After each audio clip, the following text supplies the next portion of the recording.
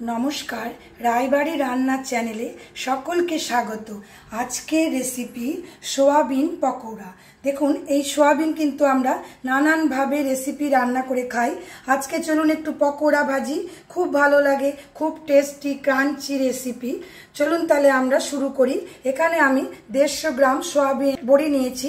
প্রথমে এটাকে সেদ্ধ করব গ্যাসে। চলুন, আগে থেকেই আমি ডেকচিতে বেশ খানিকটা জল দেখুন গরম করতে দিয়েছিলাম। জলটা আমার ফুটছে। এখানে ছোট চামচের 1 চামচ নুন দিয়ে দিলাম। প্রথমে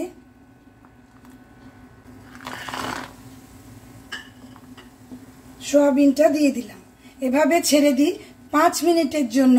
ঘড়ি ধরে 5 মিনিটেই কিন্তু আমাদের এটা সেদ্ধ হয়ে যাবে। 5 মিনিট আমাদের হয়ে গেল, একদম কিন্তু সেদ্ধ হয়ে গেছে। একটু দেখিয়ে দিই।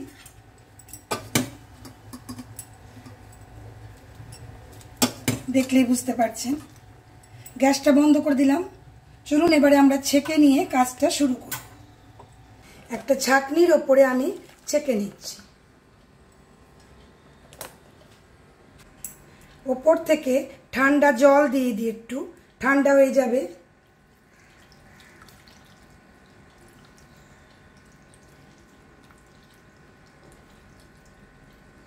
এবারে হালকা করে জল চেপে চেপে আমরা তুলে নেব।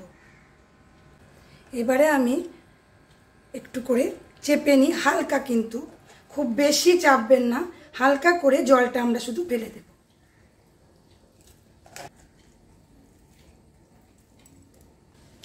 এবারে একটু দেখুন আমরা কি কি দিয়ে ম্যারিনেট করি।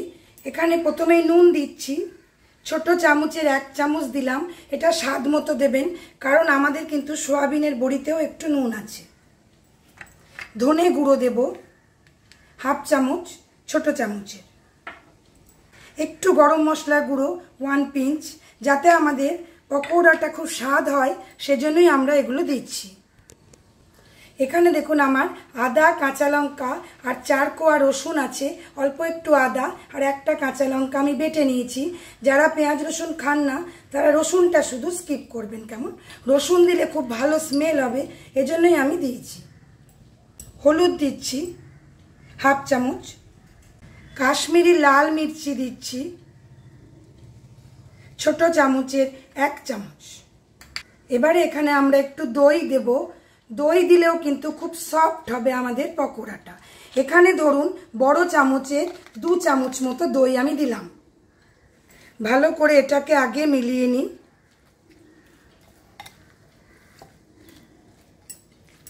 এবারে কর্নফ্লাওয়ার দিই।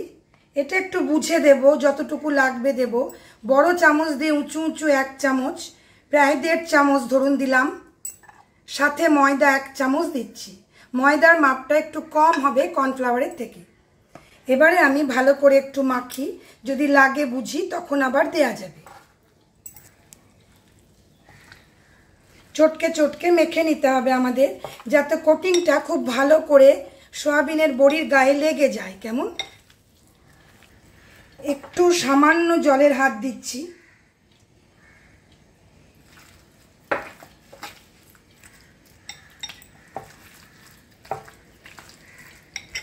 আমার কিন্তু এই মাপটা একদম ঠিক হয়েছে, কর্নফ্লাওয়ার আর ময়দার মাপটা।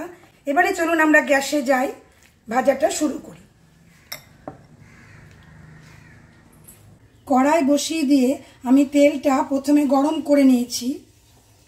ফ্লেমটা মিডিয়াম টু হাইতে দিয়ে নিচ্ছি ছাড়বার আগে। এবারে একটা করে করে বড়ি আমি ছেড়ে দিচ্ছি। লো করে দিলাম একদম ফ্লেম, ছেড়ে নিই, তারপরে বাড়াবো। তেল কিন্তু খুব গরম, খুব সাবধানে আমাদের ছাড়তে হবে।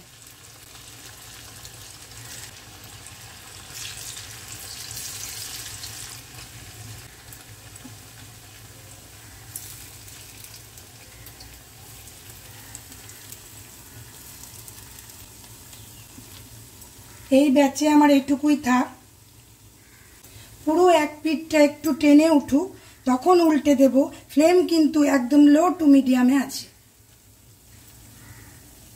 ফ্লেমটা বাড়িয়ে দিলাম একটু, উল্টে দিই,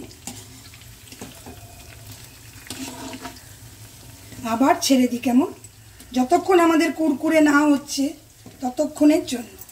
ফ্লেমটা এখন মিডিয়াম টু হাই।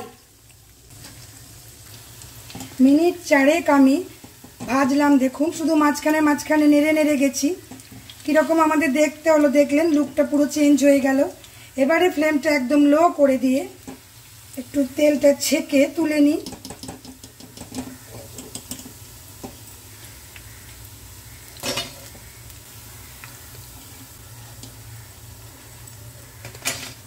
একদম কিন্তু খুব ক্রিপসি, দেখুন দেখেই লাগছে আমাদের।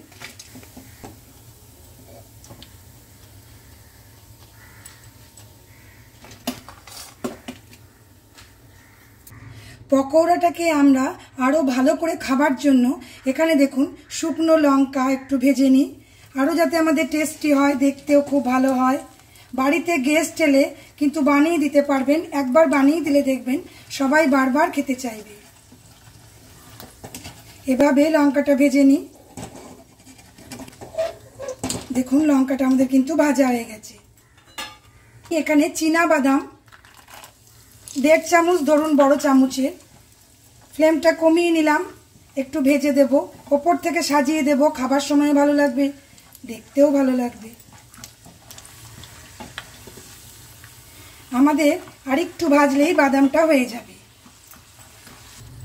তেল ঝাড়িয়ে বাদামটা তুলে নিলাম, গ্যাসটা বন্ধ করে দিই। দেখুন আমাদের কেমন কুরকুরে হয়েছে, ক্রাঞ্চি, আওয়াজেই বুঝতে পারছেন। রেসিপিটা অবশ্যই একদিন ট্রাই করবেন। যদি ভালো লাগে please like, share, comment and subscribe my channel. Subscribe করে পাশে থাকা বেল আইকন অবশ্যই প্রেস করবেন নতুন নতুন রান্নার নোটিফিকেশনের জন্য। এবারে আমি ওপর থেকে বাদামটা দিয়ে দিই। পকোড়ার সাথে মুখে বাদাম যখন বাঁধবে খুব ভালো লাগবে খেতে। কত সহজে দেখুন কত সুন্দর আমাদের একটা রেসিপি তৈরি হলো। এবারে আমি ওপর থেকে একটু কাশ্মীরি লাল মির্চি দিয়ে দিচ্ছি, চাট মশলার গুঁড়ো দিয়ে দিচ্ছি যাতে আরও টেস্টি হয় আমাদের। শুকনো লঙ্কাটা ওপর থেকে সাজিয়ে দিই, কাঁচা লঙ্কাও দিতে পারবেন কেউ যদি পছন্দ করেন, লেবুর রসও দিতে পারবেন। কেমন একটা আমি একটু ভেঙে দেখিয়ে দিই ভেতরটা, দেখুন আমাদের ভেতরটা কেমন ক্রাঞ্চি লাগছে। এভাবে সসে ডিপ করে খান, গরম চায়ের সাথে, যেভাবে খুশি। সকলে ভালো থাকুন, সুস্থ থাকুন। আজ এই পর্যন্তই, ধন্যবাদ।